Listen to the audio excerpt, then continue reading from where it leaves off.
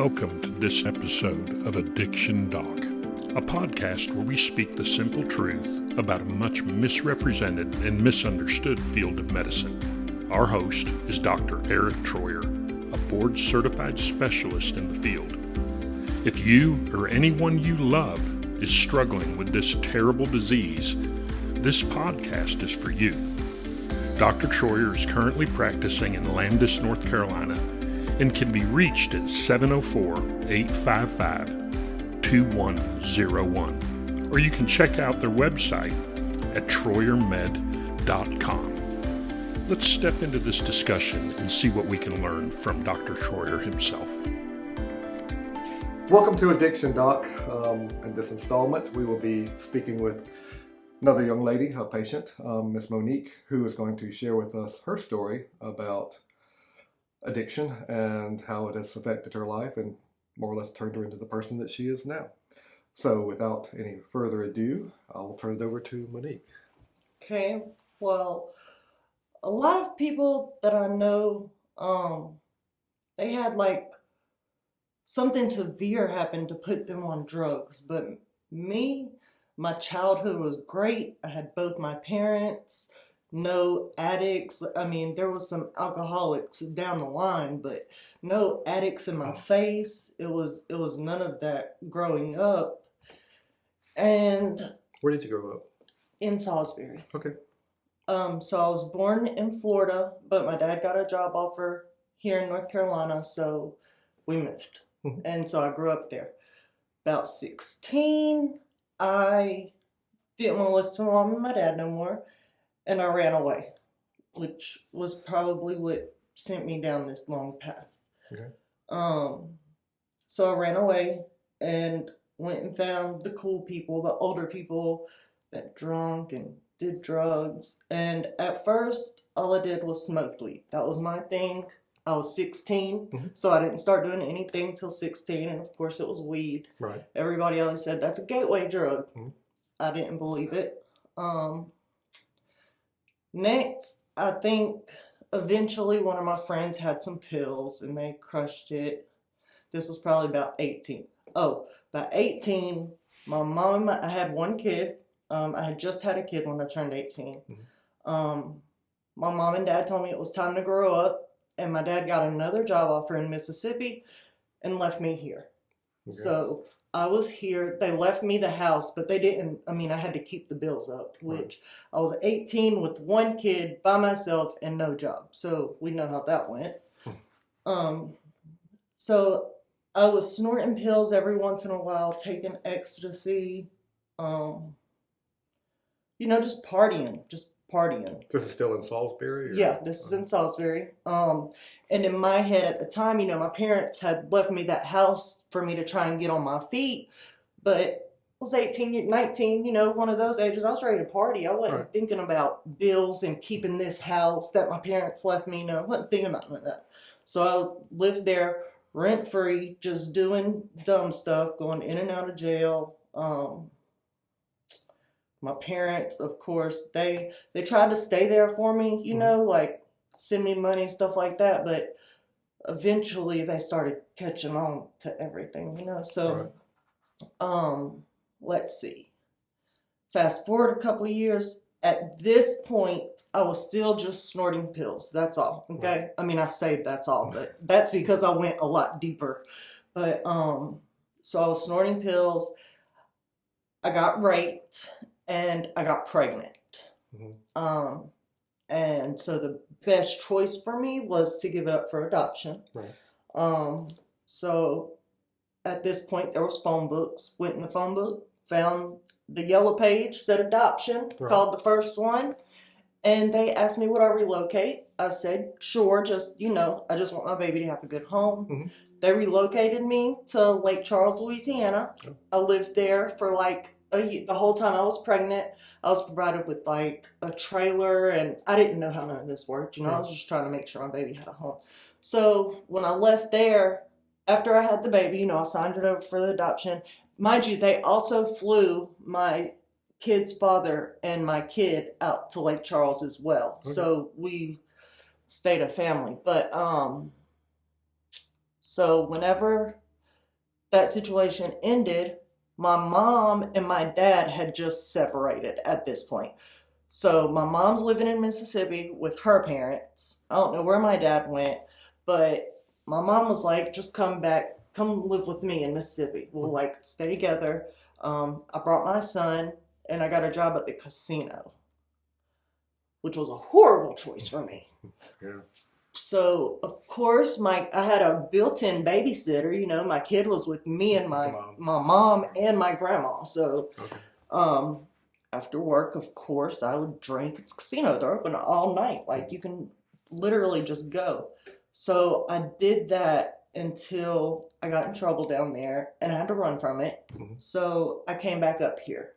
My son had came back up here first to visit his dad, and then I followed. Okay. In the mix of all this, at some point, my son's dad tried to kill both of us. My son's dad was never the type to do drugs or none of that. I mean, he would, not hard drugs. He would take an X pill every once in a blue moon and smoke weed, but nothing more. And there was a rumor going around that my son was not his. And mind you, when I first had my son, I was 18. So, and I didn't realize also how much older my child's father was at the time either, because we both lied about our age.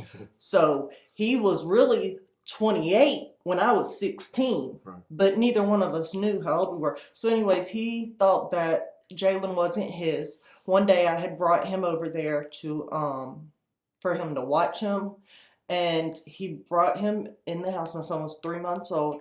He brought him in the house, still in his car seat, and threw the car seat across the house.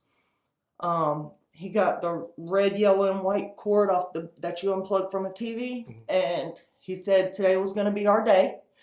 He had a noose made already in the backyard to hang himself. He wrapped that cord around me. I woke up. Apparently, we had been fighting because there was blood everywhere. I woke up.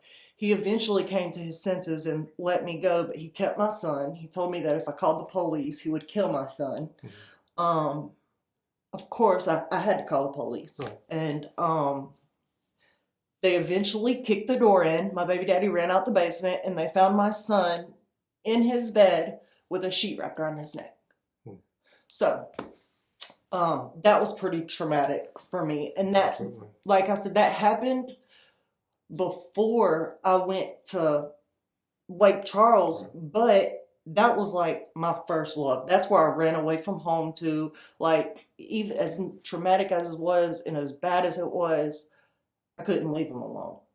I know that's messed up, but I could. I have a question there just to interrupt. Do you think it was love, or do you think it was an addiction, that relationship?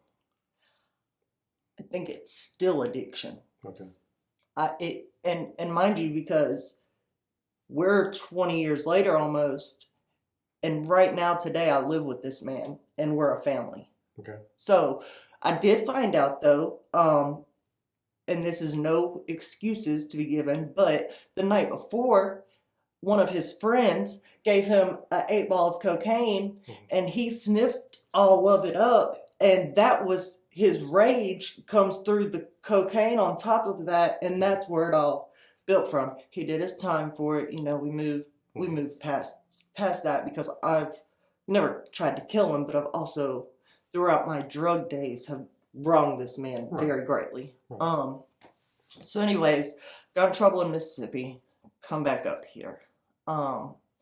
Also in the mix of all this, I had another kid by someone else, but she has always been with her daddy. Even now that I'm better, she'll come around me, but she's always been with her daddy, so she's always been okay. And this is messed up, but when I was on drugs, in my head would always try and justify everything, of course. And I'd be like, well, she's being took care of. She's with her dad. She's being took care of. So I can stay doing what I'm doing because both my kids are with their dad. Yeah, I don't have no responsibility. Well, both my kids was with their dad. I decided to go party again. Okay. My son's like 3. Daughter's probably 1. and I go party. At this point, I'm addicted to pills, but I've just snorted them. And one night I met this girl that I used to go to high school with. Now, mind you, I was good in high school, except for with this girl. This was the only girl I ever got in trouble with in high school. Okay. And we met back up. Was she the one who introduced you to marijuana, or who did that? Yep. It was her. Okay. Yeah. And it's crazy how we met back, because I was at somebody else's apartment and I had just got a check back for being in a wreck. Mm-hmm. So I had like a little $1,000 check. What I do? Go bought a bunch of Roxy's. Okay. And of course, when drug addicts hear that somebody's got drugs, they all come to it, you know? So she comes over there, the girl, and she's like, well, have you ever done it like this? Mm-hmm. And she melts the pill down and shot it up. And like the way she just looked, I was scared, but I was like, hell yeah, you feel it immediately. Like, I'm doing this, but the way you're doing it is so much better, you know?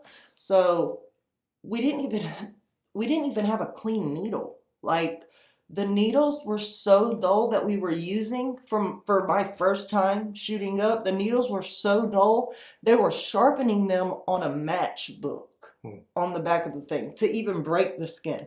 So I got high that one time, that first time, and it took me. That first time, it was the best thing. Even to this day, that was the best feeling I ever felt in my life. Right. Nothing compares to that feeling. Right. And but you keep chasing. Yeah, you just keep chasing it because you got to get a little bit higher. You always feel like you can top that feeling, right. But there is no topping the feeling. Right.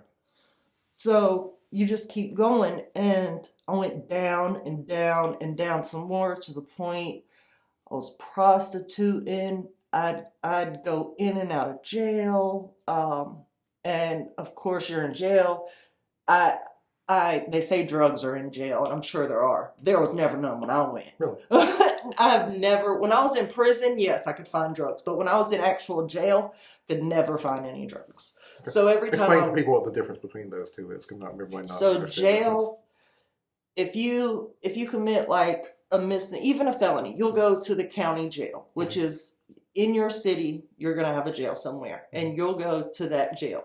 Now, once you get prosecuted for whatever you did, they will give you a sentence, and you don't carry out sentences in a jail. You carry them out in a prison. So, and where was it? You said you find the drugs? Was it prison? In prison is where you can find the drugs, and that's where the long timers are. You know what I'm saying? That's basically 9 times out of 10, prison is where you go when you get felonies. Right.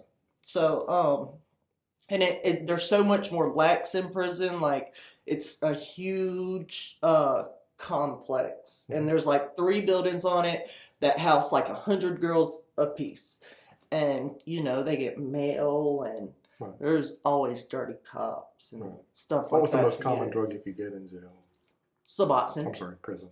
Suboxone. I've heard that because it's a film, so you could just a whole lot easier to get it because of the logistics of it. And meth also, because they would do the same thing. It's crazy how they would get meth. They would get somebody on the outside, would get meth, and they would add a little bit of water, enough to make it melt, and then they would either put it in like a spray bottle or something like that and spray a paper with it and then let it dry up, and the meth was on the paper. Right. So they would just like break off a piece of paper and sell it to you, and that was your drug. Yeah. So, so I was in jail. I would get clean while I was in there. Swear this time I was going to come out and do right. But I would only ever be there for like 2 weeks at the most, which 2 weeks did me good a couple times. I'd stay sober for about a month. But when people say, there's 2 things that people don't lie about when they say to addicts.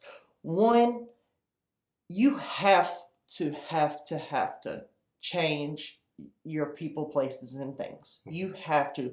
There's no way in hell you can get out and decide that you want to be clean and have any, especially freshly, you can't even see that, because the first time you even see somebody getting high or anything, that's going to bring you right back immediately. There's no win. There's never going to be a win if you don't change those three things.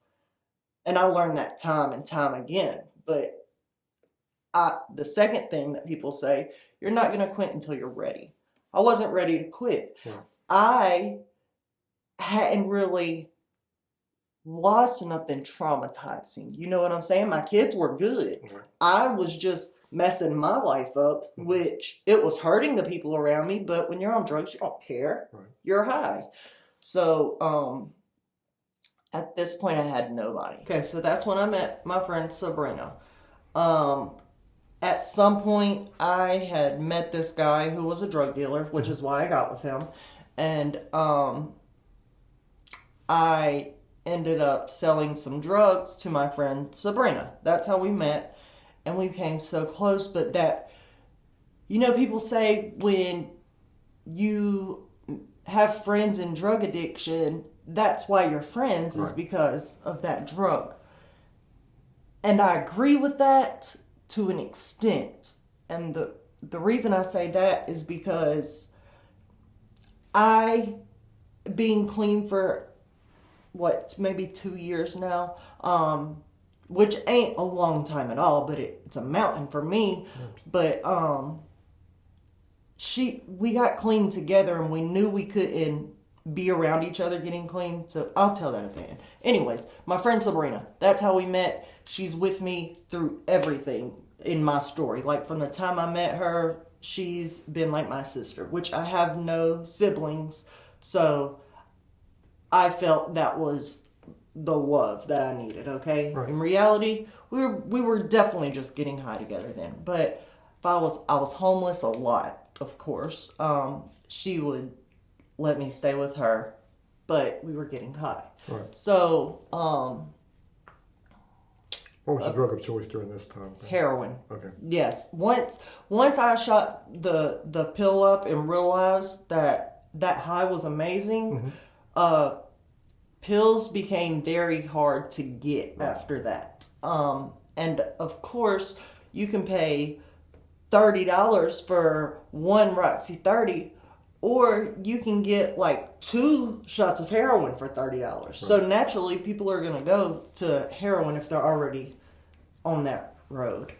The problem nowadays is nothing is real. And I get everything is manufactured, but it's like now everybody's adding so much extra stuff into drugs. It's like a pick of the random if you're going to die. Yes, it is. And I know it's always been like that, but it's more so nowadays. I feel like drugs have become so common. Mm-hmm. It's crazy. So, one night, me, Sabrina, and my friend, this was my boyfriend. He was a high school sweetheart that I got back connected to, you know. Mm-hmm. We had took some Xanaxes. Yeah. And Xanaxes will make you do some crazy stuff. I've heard they make you mean. But... Yeah, that too. So we take a bunch of Xanaxes, and we decided to go rob everything. Okay. When I say rob everything, my objective, mind you, I remember none of this. Okay. I'm going off what the police showed me back, okay? Right. So no matter what place we stopped at, would jump out the car and go in whoever's car door was unlocked and steal their change. Okay. Literally, that was what I stole, was their change, nothing else. The guy that was with us, he took somebody's purse, and then Sabrina took their debit card. Well, while they were inside shopping and stuff, I was in car stealing change. Who knows why? At the end of it, we were at Kmart because I was mad that I didn't get to go in and buy nothing Right. off these people's card. I was just stealing change. Right. So we go in Kmart. Next thing you know, I look up and there's a whole line of police. And of course, they say, come with us. We were so messed up that we're in the magistrate office and waiting to get our bond to go to jail, and you're handcuffed to this pole behind you. So you got one arm free and one arm handcuffed. And after we got caught, me and her is fighting one-handed in the daggone magistrate office. With each other? Yes, we fought each other because we were bad moms. That's why we fought. Okay. In the magistrate office. Okay, so I ended up supposedly overdosing. Well, I'm going to say I did overdose. Later on that night, apparently when I was getting searched to go into the jail, I passed out. Besides the Xanax, what else had you done that day? I don't know. I have no clue. Because overdoses usually is opiate. Yes. Plus, when you add a benzo on top of that, I mean, you're... Yeah, yeah, definitely. So, I woke up the next day in like this, it's like a suicide room, to where you only got this green like dress on, you're completely naked besides that, and it's all pads around you. Okay, so I ended up spending my next 3 days withdrawing in there. Now, fast forward to when we, get to court and stuff. Now, I've sat in jail this whole time. She got bonded out, and the guy sat in jail. We all got charged with each other's crimes, okay? So it's time for the court case, and the DA says, we'll let you go on probation if you agree, because I told them that I did my part because I was on drugs. They told me that they would give me probation, but I had to do 90-day rehab at Black Mountain. Okay.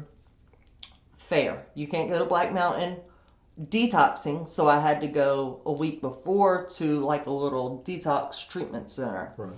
Cool. So I got out of jail that day, happy, and I was like, I can't do drugs because I'm clean now, Right. and I don't want to detox, okay? Because I've done detox for this. I've been in jail for a good month and a half at this point, okay? So I get out, and I can't tell you what I did, but I got high. Okay. I can tell you that. And The day you got out of prison, jail? well, probably, I'm pretty sure it was a couple of days later. I know I had to call and set my appointment with my probation officer to schedule when I was going to detox, and it was only 7 days out from the time I had got released from jail, and I was already getting high again. Right. Because you're kind of lucky to have survived that, because most people I see who go to jail they use what they did before they die. Yeah, definitely. So I did end up going to the detox center. So I agreed to go. The plan was, they have it set up through the court system and everything. I was going to go there for 7 days. My probation officer was going to pick me up from there and take me to Black Mountain. My bed was ready, okay?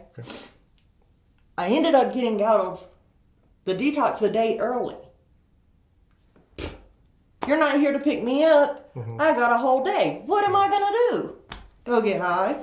So I went and got high, which violated my probation. Right. I had a year and like 9 months over my head. So, of course, I got sent to prison. That's where I was for almost 2 years. Got out. I was clean. Everybody Had you been loved. using Suboxone in prison or not? I used it a couple times, but it was a more to get high, not to help me type thing. Like when I tell you, like a quarter of your pinky fingernail would be like $40 in prison. Like, it's ridiculous. So I didn't use drugs like that in prison because I barely had anybody that would even send me any money to get food. You know what I'm saying? So I got out of prison. When you get out of prison, you have to have a home plan, somewhere to go home to that they think is safe and you're not going to get in no more trouble, okay? Okay. I didn't have nowhere to go. Right. So I was still talking to, now mind you, I told you I was prostituting. I was still talking to one of the guys that I was seeing before I got locked up, okay? In prison, he was or in jail, he was writing me and stuff. So he talked to my new parole officer, what was going to be, and it got arranged that I could go stay with him. Okay. He wasn't on drugs. He was clean. He worked. I say he was clean. He'd smoke weed. But besides that, he was good. Everything was great. I got out of jail or prison, and I was like, I know that I am an addict. Yeah. And I know I always mess this up. And I've been clean now for 2 years. I need to stay right. That's when I first started coming to you. Okay. I was like, nope, I can't. We're gonna try and go the legal route, keep myself out of trouble. And if I'm on Suboxone, I can't get higher. It's gonna make me being sick immediately. So, came to you, and everything was going great. Started working. I ended up meeting another guy friend, which is my last kid's father. Right. So I met him. Now, mind you, this is 2018 is when I got home from prison. The guy that I met was William, which is Christina's father. He also got out of prison for something else. I didn't know him before, Right. but he also got out of prison like a week before I did, and we met on Facebook, and he just happened to live 1 block over from where I was staying with Mark, the first guy. So we met him. I left Mark's house and went and started living with William. I got pregnant. Tell me why Mark's daughter, 3 weeks after I left his house, I get a phone call from his daughter saying, hey, I know you were living with my dad. Have you heard anything about him? He died and overdosed. Mind you, he wasn't on no drugs. I don't know. Nobody knows what happened. That's the only information I got was he died and overdosed. She asked me, did I ever know of him doing any drugs? Because she didn't. I never heard nothing else about that, okay? So I got pregnant with Christina. I was working at Sticky Fingers. Everything was going good. Sticky Fingers is this barbecue restaurant. So, Ribs. Or Yeah. barbecue. Ribs. like a- Yep. Sorry. Go ahead. You're good. Irrelevant. So I'm there. I'm doing great. I'm making a lot of money. I'm living on my own, with William and my kid. Right. And this right after I have my kid, we get new managers in. And mind you, my drug of choice has always been downers, pills or heroin. Okay? So my manager comes in and the Downers, new right. manager, Downers separate. Pills and heroin bring you down? Or, Yes. Really? Yeah, those are downers. Well, actually, for most people, they're uppers. For real? For real. Oh, yes. When I ask 90% of people, tell me one word, what you mean by high. Most people say energy. 90% of people will say energy, but people are different. This is why this whole field is just so interesting and fascinating because each person is different. But so when you said downers, pills, heroin, I thought, wait a minute. Yeah. Okay. For downers, most people it's benzos and alcohol. Okay. But for you, it's open. When you say downers, is this something just calms you down, or what do you When mean I by say down? down, because mind you, I was shooting it up, so it would immediately get me, okay? Mm-hmm. But when I would do it, I would immediately just fall No, asleep. okay, Yeah. that kind of down. Okay. Yeah, like down for the count. I got you. So the new manager there, well, I was best friends with this other girl that worked there. And she was like, come here, Mo. We go in the bathroom. She's got cocaine in $1. Okay? Mind you, I've been clean, doing great. Just had a baby. and I got drugs right in front of my face. Mm-hmm. But it's the drugs that I've never been addicted to. Right. So one line ain't gonna hurt me. Okay. So I do it. Then the next time I work, somebody else has a bag. Now it's out the closet. Everybody in the damn restaurant, sorry for cussing. Everybody in the restaurant does coke now. Right. So I am now sniffing coke. So is my boyfriend, because at this job everybody was close together. Mind you, my friend had got clean when I went to prison. She had got clean. Mm-hmm. When I was doing good, I got her a job at Sticky Fingers with me. Mm. Guess who else started getting high on the cocaine? She did, right along with me. Right. So then the pandemic comes, and I got my manager that is my supplier, and that's all I know is working home, so I don't know nobody else, you know. And the pandemic comes, and they're like, well, now you don't have a job no more because we're shutting the restaurant down. We're not opening back up. Like, you can't come here. Right. So now I don't have a job. I'm snorting cocaine. Would you say you were addicted to it? Yes. Okay. Yes, I am now addicted to it because I'm doing it every day. Okay. But I'm just snorting it. So in my head, because I was shooting it, right. I'm still good. Right. I haven't went too far until I start shooting it. Okay. Well, guess what came next? We started shooting it. Of course, because that's going to be your maximum high on any drug is when you shoot it.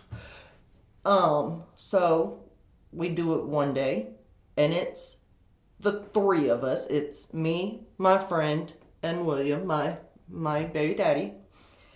And it takes us back down. So now we're at 2019-20, okay? Takes us back down, and I try and say I'm not doing drugs. That's what I'm telling people. I'm not doing drugs. Meanwhile, I'm losing weight and I'm looking horrible. I got my baby. Okay, so pandemic passes, places start opening back up a little bit.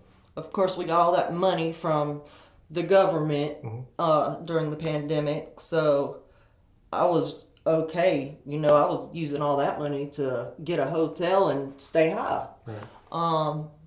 Well, that stops.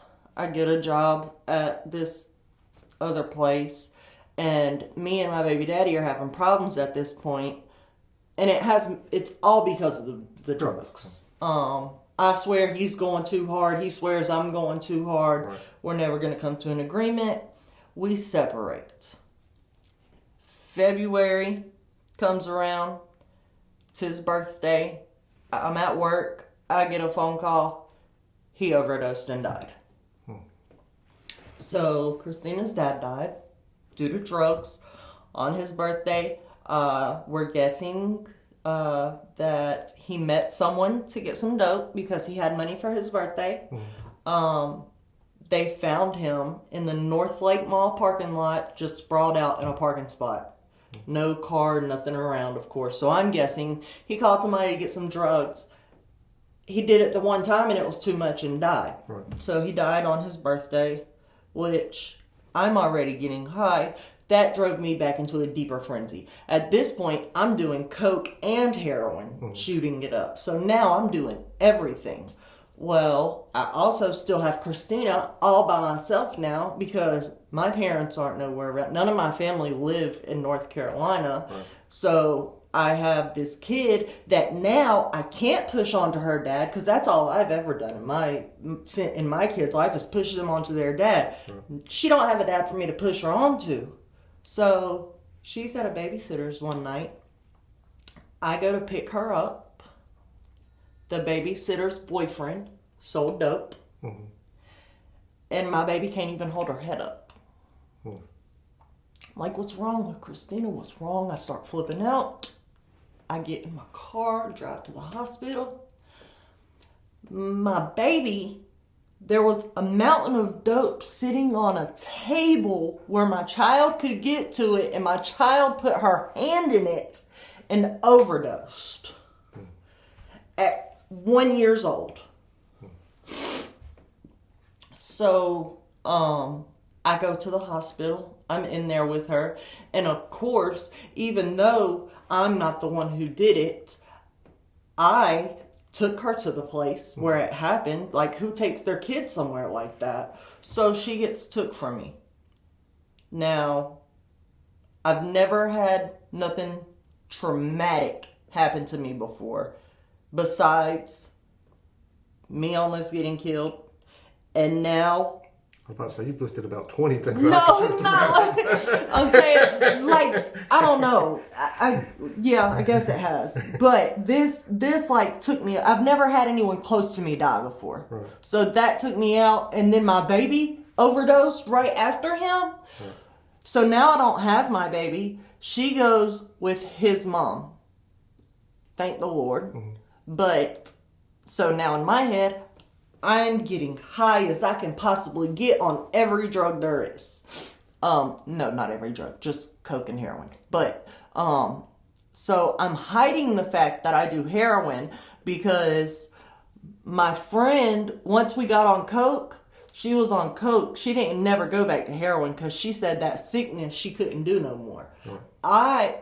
And that's what kept her off. She said she would think about the sickness and not the high. Mm-hmm. Me, I would always think about that great high. I can deal with the sickness. Right. So I'm hiding, getting high in the bathroom, and one day I'm on the toilet, I got high, and then I don't remember nothing. Now, mind you, this is after William died, and Christina is with his parent, his mom. Where were you at when this happened? At Sabrina's in the bathroom. Okay. Yes. So I'm in the bathroom. This is like 6 o'clock in the morning. Okay. Been up all night getting high on coke, and I don't remember nothing. Apparently, I got high, fell off the toilet, and was gurgling, like choking on my spit, I guess. Right. And one of the kids heard me and went and got Sabrina. She called 911. I woke up to the medic standing over me, I guess about to hit me with something. I don't know. It was a needle. It was a huge needle. Okay. But I woke up right before then, and I swear I seen my baby daddy that had just passed away. I seen him. He told me I had to be here for Christina. And then I woke up before I ever got the shot or anything. I lied and told the paramedics that I had took too much of my medicine together. You know, they left. Everything was cool. Well, now William's mom is calling me saying, hey, I took Christina for you to get your stuff together, but she's not my kid. You've got to get her back. Right. If you don't, I got to sign her over to the state because I can't raise her, which I get. So that's when I realized, like, I've got to do something because I'm all that she has. She don't have nobody that I can just push her onto. Right. I have to step up at this point. So I told Sabrina, you know, we came to an agreement that we had to separate to get our stuff together. I moved completely out of Salisbury because I couldn't be around nobody. I found someone that was a roommate to me. His name's Richard, and we met in weird circumstances, but he's helped me and helped me and helped me again. He came and got me one night. I had all my stuff. I was still getting high, because mind you, just because you move somewhere don't mean you're just done getting high. So I moved there. I pretended like everything was good. I was still getting high, but now I can't get high all the time, and I stopped doing coke completely because I personally don't notice any withdrawal effects from cocaine. Yes, I'll sleep, but besides that... They're generally a lot less severe than it is from the opiates. Yeah, so I quit the coke, and now I was doing just enough heroin to not be sick. But I'm still shooting it up in the bathroom at this man's house that's trying to help me get a new start on life. Right.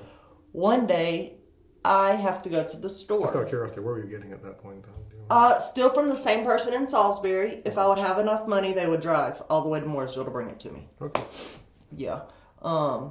Mind you, I kept telling my drug dealers, another thing that pissed me off about drug dealers, I kept telling him that I was trying to get clean. Right. And yeah, I hope you do Well, it great. this time. Here's this. Right. This is on the house today. Right. Yeah. Every time. Yeah. So yes, I could definitely still get it. So then one day I had to go to the store and I had all my little whatnots in this wallet that I didn't use, but that's where I kept my needle, my spoon, my tie, everything I needed, you know.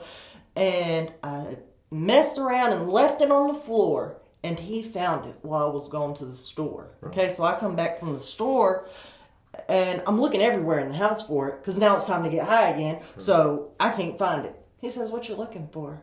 I said, "My wallet." He said, "The one with all the needles in it?" And my jaw dropped.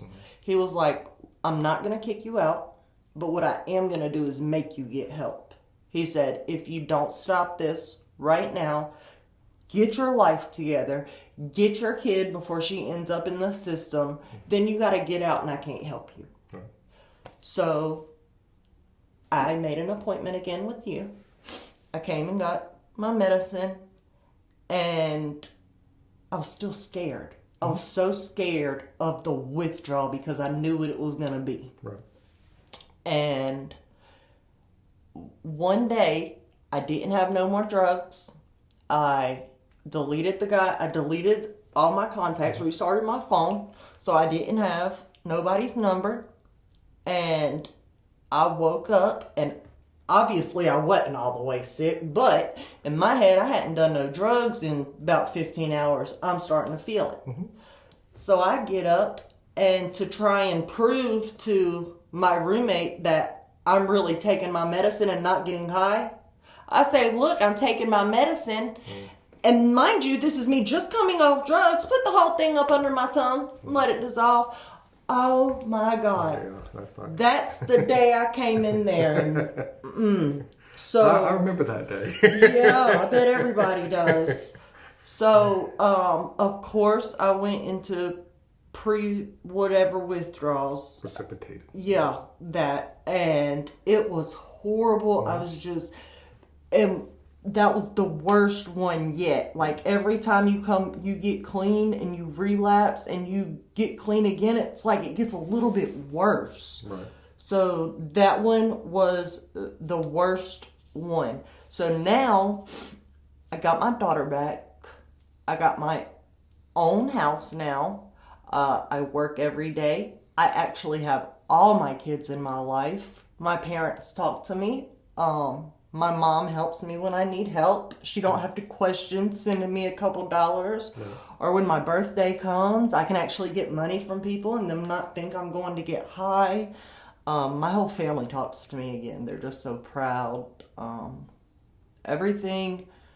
This last time I got clean, I did it not only for me, but so my kids could have somebody. Right. Because, I mean, and I hate that I didn't see this for my other two kids, but, you know, they always had their dad, so I felt like that was somebody. They didn't need both, you know? Right. But, I don't know. Once I got clean, for the last time, I just realized all the evil I had done and all the manipulating and all the lies and all the effort that I put into being so deceiving to people. Right. So now that I'm clean, shit still happens. I have bad days. Real bad days sometimes. I even think about getting high sometimes. You wouldn't be human if you didn't. And when I do, it's crazy. But I'll just go to my room. I cry sometimes. Typically, if I have an immediate feeling of wanting to get high, I will take my medicine so that I know in the back of my head, even if I do get high, it's going to send me into that one sickness that I went into that I almost didn't make it out of. Things have been going great since then. I couldn't ask for a better life. But I wouldn't be the person that I am today if I didn't go through all the stuff that I went through. Right. But that's me. What role, if any, do you think counseling has helped you or done with the recovery process? Counseling has helped, genuinely. And when I was in prison, they offered NA. And I went then. You didn't have to go, but I went. Even the counseling that we do on Zooms, sometimes if you just let out how you're feeling, it takes away from, you know what I'm saying? Like, it'll bring you back down to reality. Like, if you say it, you can be like, yeah, that sounded pretty dumb, you know? Right. And so it helps me to talk. Good. Is there any particular topic in counseling that you say has been the most beneficial for you, or is it more just being there with other people who've been there, done that? I think it's more being with other people that's been through. Okay. All right. We touched on marijuana earlier. Yeah. Yeah. What's your thoughts on it now?